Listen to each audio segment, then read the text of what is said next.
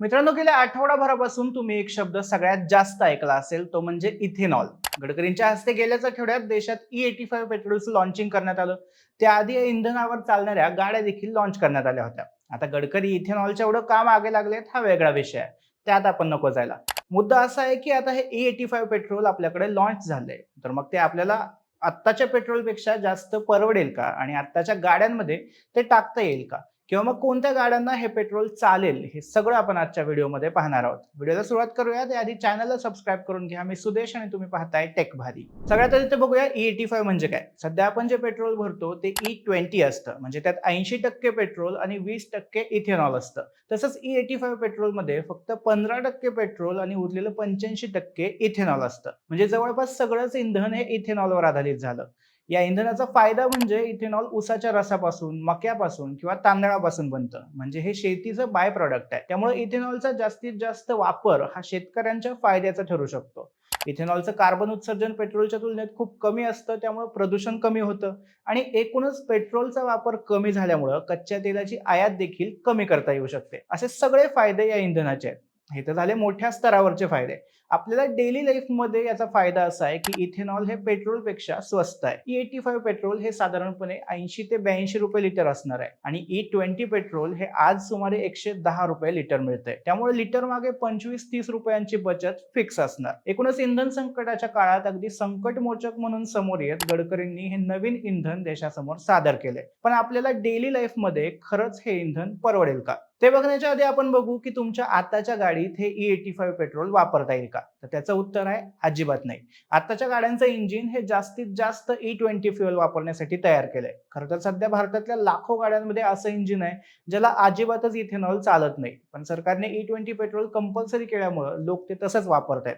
पेट्रोलमध्ये इथेनॉलचं प्रमाण जास्त झालं तर ते सध्याच्या गाड्यांच्या इंजिनसाठी हानिकारक ठरू शकतं. यामुळे इंजिन, फ्युएल पंप आणि रबर कंपोनेंट्स कायमचे खराब होऊ शकतात. सो तुमची गाडी जर E20 पेट्रोल चालवून घेत असेल तरीही तिला E85 अजिबात चालणार नाही, हे लक्षात घ्या. त्यामुळे मज्जा म्हणून किंवा कुतूहल म्हणून देखील तुमच्या आताच्या गाडीमध्ये E85 पेट्रोल टाकू नका. तर मग हे E85 कोणत्या गाड्यांमध्ये चालणार, यासाठी इथेनॉलवर चालणारं फ्लेक्स फ्युएल इंजिन गरजेचं आहे. हे इंजिन खास इथेनॉलला लक्षात घेऊन तयार केलेलं असतं, त्यामुळे यात असे कंपोनेंट्स असतात जे इथेनॉलने खराब होत नाहीत. शिवाय या इंजिनमध्ये विशेष सेन्सर्स असतात जे आपोआप डिटेक्ट करतात की गाडीमध्ये किती इथेनॉलचं पेट्रोल टाकलंय, आणि त्यानुसार हे इंजिन फ्युएल इंजेक्शन आणि इग्निशन आपोआप ऍडजस्ट करतं. म्हणजे फ्लेक्स फ्युएल इंजिन मध्ये तुम्ही E20 ते E85 पर्यंत कोणतंही इंधन टाकू शकता. अशा प्रकारचं इंजिन असणाऱ्या भारतात खूप कमी गाड्या आहेत. हिरोने गेल्याच आठवड्यात 2 दुचाकी लॉन्च केल्यात. यात एक स्प्लेंडर प्लस आहे आणि एक HF डिलक्स. या दोन्ही नवीन गाड्यांमध्ये फ्लेक्स फ्युएल इंजिन दिले, त्यामुळे त्या E85 वर चालू शकतात. यातली स्प्लेंडर प्लस सुमारे 82,000 मिळेल आणि HF डिलक्स 73,000पर्यंत. जुलैपासून दिल्ली आणि महाराष्ट्रात या गाड्या आधी मिळतील आणि नंतर देशभरात अवेलेबल होतील. बाकी या गाड्या कशा आहेत त्याचा सेपरेट व्हिडिओ आधीच केलेला आहे, इथे आय बटन मध्ये लिंक देईल, तो बघून घेऊ शकता. दुचाकीच्या बाबतीत सुझुकी जिक्सर 250 फ्लेक्स फ्युएल हा देखील एक ऑप्शन आहे. चारचाकी गाड्यांचं म्हणाल तर सध्या भारतात E85 वर चालणारी एकच कार अवेलेबल आहे, आणि ती देखील अजून मार्केटमध्ये यायची आहे. गेल्याच आठवड्यात मारुतीने त्यांची वॅगनर फ्लेक्स फ्युएल लॉन्च केली. यामध्ये तुम्ही E85 फ्युएल वापरू शकता. सुरुवातीला ही कार फक्त कमर्शियल सेक्टरसाठी उपलब्ध होणार आहे, मात्र लवकरच ती सामान्यांसाठी देखील अवेलेबल होईल अशी आशा आहे. या कारचा सेपरेट व्हिडिओ आधीच केलेला आहे, आय बटन मध्ये लिंक देईल, तुम्ही बघून घेऊ शकता. येणाऱ्या काळात अशा आणखी कोणत्या गाड्या भारतात येऊ शकतात, तर सरकारने जाहीर केलेल्या माहितीनुसार भारत मोबिलिटी एक्सपो 2025 मध्ये फ्लेक्स फ्युएल इंजिनच्या 11 दुचाकी, 5 चारचाकी आणि 1 3 चाकी गाड्या सादर झाल्या होत्या.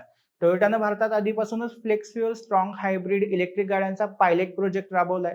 बजाज आणि TVSने देखील जाहीर केले की त्यांचे multiple flex fuel projects pipeline मध्ये आहेत. म्हणजे येत्या 2-3 वर्षांमध्ये फ्लेक्स फ्युएल इंजिन असणाऱ्या गाड्यांची लाट येऊ शकते. आता आपण आपल्या पहिल्या प्रश्नावर परत येऊ की जेवढी चर्चा आणि जाहिरातबाजी चालू आहे त्या तुलनेत खरंच E85 हा एक स्वस्त पर्याय ठरेल का, म्हणजे आपल्या खिशाला हे परवडेल का. आपण असा विचार करून चालू की आपण आता फ्लेक्स फ्युएल गाडी घेतली आहे आणि आपल्याला थेट 80 रुपये लिटरवालं E85 आपल्या गाडीत टाकायचंय.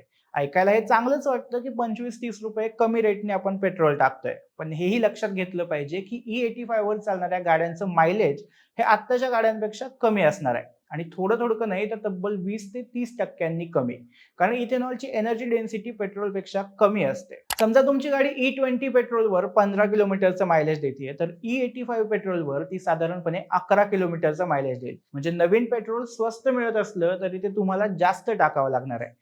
एकूणच इंधनावर होणारा इफेक्टिव्ह खर्च हा साधारणपणे तेवढाच राहील, पण गाडी नवीन घ्यावी लागणार हे फिक्स आहे. E85च्या नियमित वापरामध्ये येणारा आणखीन एक अडथळा म्हणजे इन्फ्रास्ट्रक्चर. सध्या इलेक्ट्रिक गाड्यांना चार्जिंग स्टेशन्स कमी असण्याचा जो प्रॉब्लेम येतोय तोच E85ला सुरुवातीची काही वर्ष जाणवणार आहे. कारण आता केवळ ठराविक ठिकाणीच E85 पेट्रोल मिळणं सुरू झालंय. देशभरातील सगळ्या पेट्रोल पंपावर हे मिळेपर्यंत बराच वेळ जाईल. सरकारचा तर प्लॅन आहे की 2027च्या आत देशात E85चे 5,000 पेट्रोल पंप उभे करायचे. आता हे टार्गेट किती साध्य होईल हे तर भविष्यातच कळेल. बेसिकली आपल्या डेली लाईफवर फार जास्त काही परिणाम झालेला नाहीये. भविष्यात ही पटकन तो होताना दिसेल असंही नाही. त्यामुळे सध्या तरी आहे ती गाडी आहे त्या पेट्रोलवर वापरणं योग्य ठरेल. बाकी फ्लेक्स फ्युएल गाडी घ्यायची असेल तर जवळपास E85 पेट्रोल पंप येईपर्यंत तरी वाट पाहावी लागणार आहे. बाकी सरकार इथेनॉलला एवढं प्रोत्साहन का देतंय याबद्दल तुम्हाला काय वाटतंय आम्हाला कमेंटमध्ये नक्की सांगा आणि टेक भारीच्या YouTube चॅनलला सबस्क्राईब करायला विसरू नका.